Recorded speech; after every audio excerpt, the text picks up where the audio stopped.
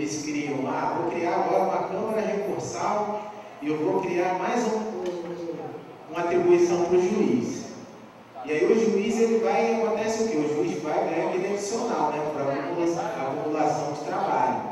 Nós ganhamos só a acumulação de trabalho dele. Então, além de uma criança de 4 meses,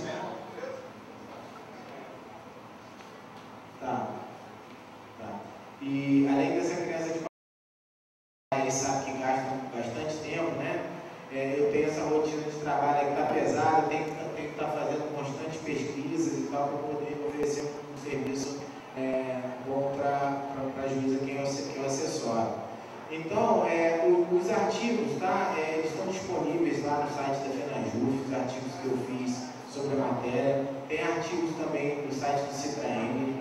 Eu queria até perguntar para vocês se tem alguém que se incomoda, porque teve alguns que comentaram comigo que vinham para poder saber mais sobre esse assunto, porque se interessam, querem, tá, ter isso aí, se vocês se incomodam, porque eu estou tentando fazer isso, renunciar esse tempo para poder justamente ajudar o evento como um todo, né? Porque eu fazendo parte da coordenação não tem sentido ter a vaidade de falar, vou ter que renunciar à minha palestra e tudo mais, não. Quem tiver dúvidas, tá? Quem quiser esclarecer mais, eu deixo à disposição a vocês o meu contato pessoal, que é o e-mail alanprofessordireito@gmail.com, tá? Quem quiser tá perguntando como é que está o andamento das coisas, eu vou dar só um brief aqui, falar para vocês do que está acontecendo em termos da advocacia, né? Da possibilidade de servidor advogar, e só passando mesmo para passar uma visão panorâmica para vocês. Pode colocar aí, por favor?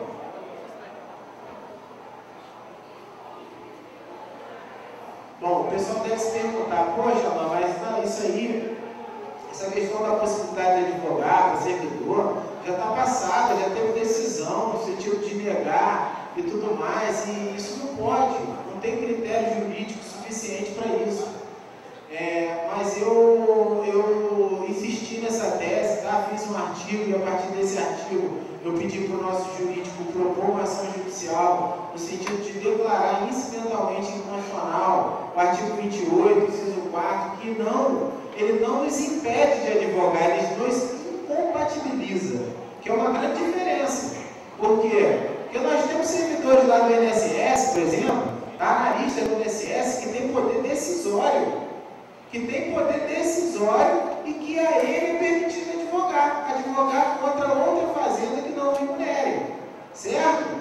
Isso aí chama-se impedimento, é muito justo, pô. Como é que eu vou advogar dentro da própria esfera que eu trabalho, dentro daquele ente que me paga? Certamente isso vai soar antiético. Por quê? Porque eu vou ter certo poder de influência. Mas no nosso caso, por exemplo, se eu tenho um servidor da Justiça Federal que quer advogar lá na Justiça do Trabalho, na sua hora que sobra, né? Qual o impedimento, que tipo de influência eu teria lá na Justiça do Trabalho para poder gerar alguma diferença no resultado daquele processo? Nem proporcionalmente, nem razoavelmente eu teria algum impedimento para trabalhar lá.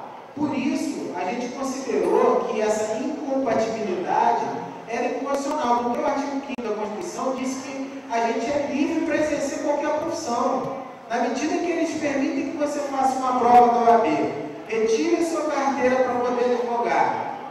Você tem toda a liberdade para exercer aquela profissão. Se você for restrito de exercer aquela profissão, eu considero que é uma restrição inconstitucional no sentido que é desproporcional e irrazoável. Por quê? Porque não tem um elemento de crime. Como disse Celso Antônio Bandeira de Mello, você tem que ter um fator razoável para poder gerar determinada desigualdade. Você não pode desigualar as pessoas sem ter um fator muito forte que permite essa desigualação. Então, nessa questão de critério de igualdade, um servidor analista da Justiça, analista do INSS, que tem poder decisório e pode advogar contra outra fazenda que não remunere, tratar-nos de forma desigual é irrazoável.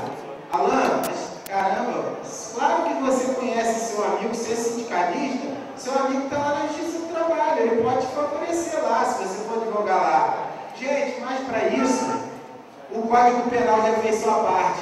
Ele tipificou a conduta, tráfico de influência e advocacia administrativa. Se tem uma conduta tipificada, existem os meios para fiscalizar, existe um órgão responsável por tal fiscalização. Você não pode restringir um direito presumindo a má-fé da pessoa, que ela vai se utilizar daquele subterfúgio. Porque o que se presume é a boa-fé e não a má-fé. A má-fé tem que ser provada. Então, os bons não podem pagar pelos maus.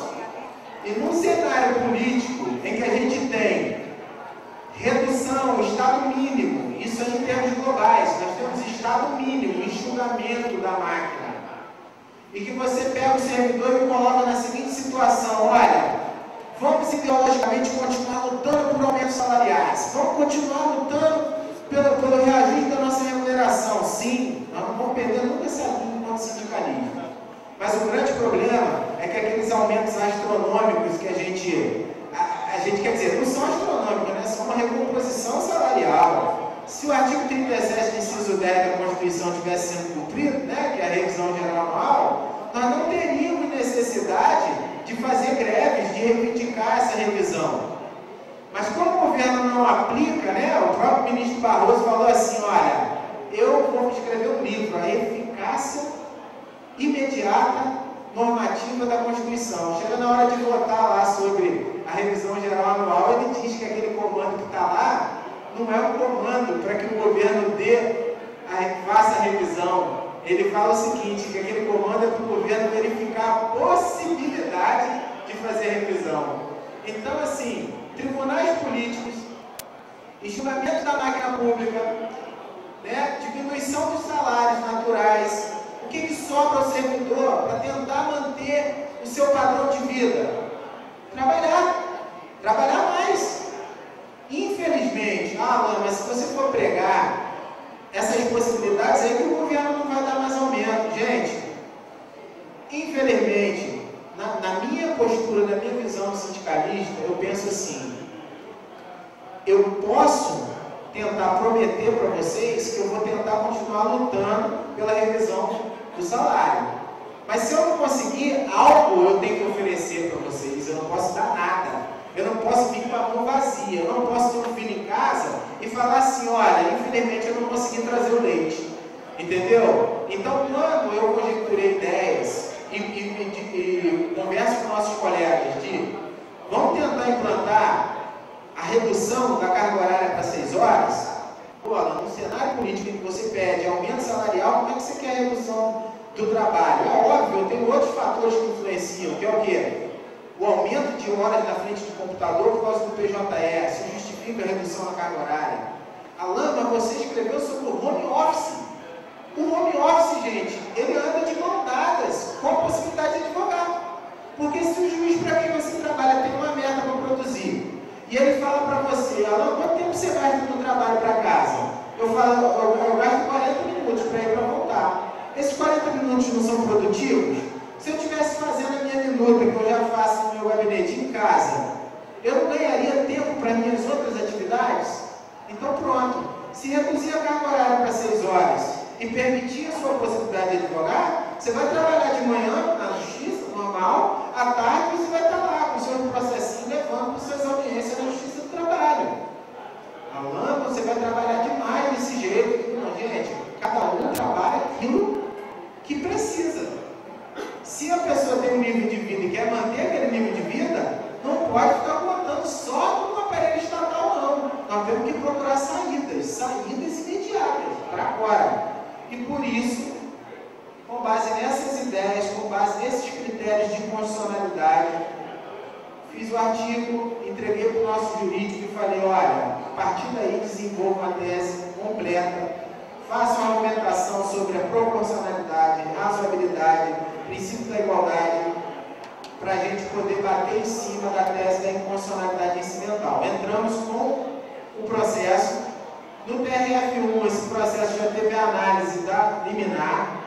A liminar foi improvida, né? Nós não tivemos improvimento da liminar. Nós entramos com agravo de instrumento, tá? Por quê? Mas o que tem de urgência nisso? Olha, se o nosso benefício é de caráter alimentar, a gente recebe, e não está sendo suficiente para pagar nossas contas, e nós temos um livre exercício de uma profissão que está regulamentada, que nós passamos numa prova da OAB, eu vejo que isso tem perigo sim, porque à medida que eu estou deixando de advogar, eu estou deixando de ganhar mais. Então isso tem urgência sim. Então nós entramos com um agravo de instrumento e o que aconteceu mais maravilhoso, amiga nossa de congresso e tal, Eugênia, passei para ela o nosso material, porque a gente não tem que ter vaidade de falar assim, isso aqui é meu não, isso aqui vai ser para todo mundo. Então eu disponibilizei esse material para ela conversou com o jurídico lá da associação que ela representa, o jurídico dela, como tem abrangência nacional, tinha capacidade para propor uma DIN, e propuseram essa DIN. Então nós estamos com uma ação direta de inconstitucionalidade em face do artigo 28 do Estatuto da Ordem, que incompatibiliza o exercício da advocacia pelo servidor. O que a gente pede? Eu entendo que eu tenho que estar sendo impedido de advogar. Impedido de advogar contra fazenda que me remunere.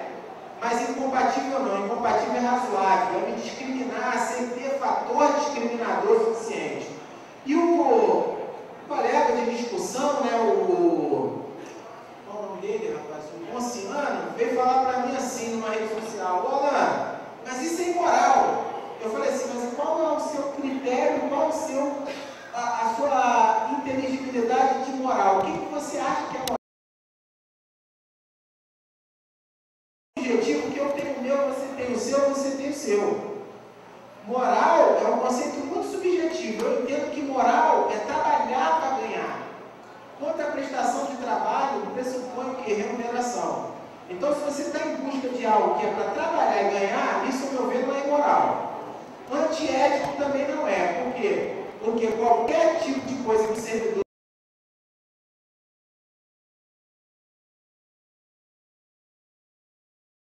Então, ele falou: não, você vai fazer tráfico, isso aí vai rolar com tráfico de influência, porque eu não conheço o outro. Eu falei: rapaz, você não pode presumir a má-fé, você tem que presumir a boa-fé. Para a má-fé, você tem os crimes tipificados nos órgãos de fiscalização. Entendeu? Então, você não pode falar assim: olha, quer dizer que então, o professor meu, doutor Antônio Savares, juiz federal, professor, dá aula para milhares de advogados. O Antônio Savares, Antônio Savares, você não pode mais dar aula para advogados, que isso é antiético, você está ensinando ele como que ele vai pedir. Aí ele vai ganhar. Você não pode, você tem que presumir a boa fé. Tá, gente? Então, eu vou abrir aqui, já, infelizmente, é um assunto que me acalora e tal, mas eu não vou poder prosseguir por conta do tempo, do nosso tempo. Eu abro espaço para dúvidas, tá? Se alguém quiser alguma dúvida e tal. Tem um colega aí que quer fazer uma questão. Obrigado.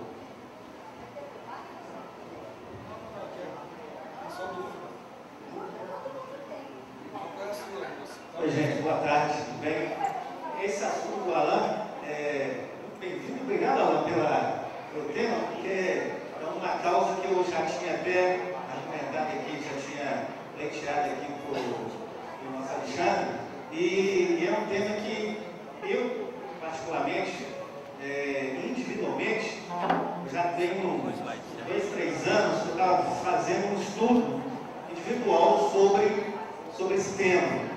Exato, que eu estava indo pelo princípio constitucional do direito ao trabalho.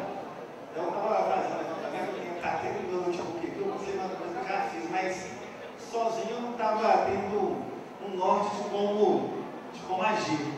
E, na verdade, o que acontece? Eu sou bacharel em Direito, uma grande parte aqui, né? E eu acho um absurdo nós não podermos, ao menos, trabalhar fora fazendo consultorias. Não estou falando nem advogar explicitamente, mas em consultorias. Por quê? Porque pela OAB, nem consultoria nós podemos fazer. É privativo advogado registrado na OAB. Quer dizer, é um absurdo.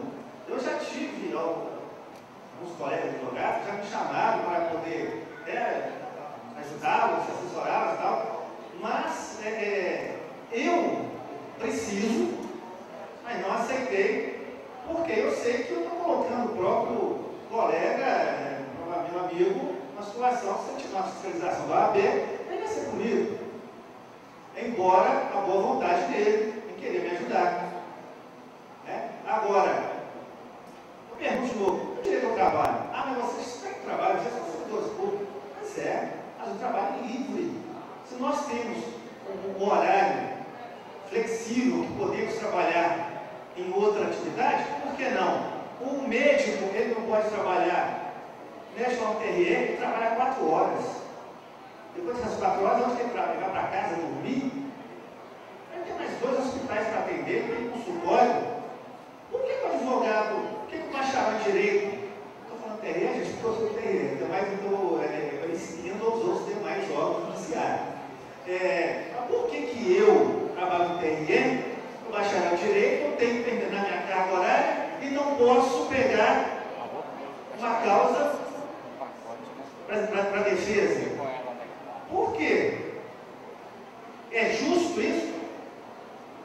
Isso é justo? Vou deixar para vocês responderem.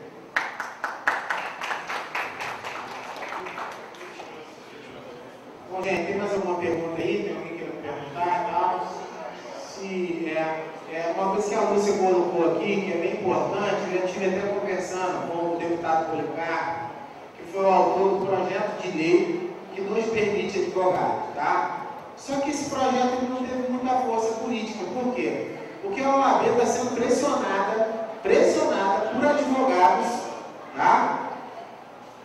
Que não querem que nós advoguemos. Sabe por quê? Porque eles dizem que nós vamos ter concorrência, tá? E vão dizer o seguinte, essa concorrência é desleal, porque vocês vão conseguir muito mais clientes. As pessoas pensam, poxa, você fez concurso público, você passou, você demonstrou um conhecimento. Mas eu respondo assim para eles, olha, estudem, passem no concurso público e façam como nós, advoguem e acumulem com a advocacia. Isso é igualdade, as mesmas oportunidades para ambos, certo? Então, assim, eu tenho todas as respostas, tá?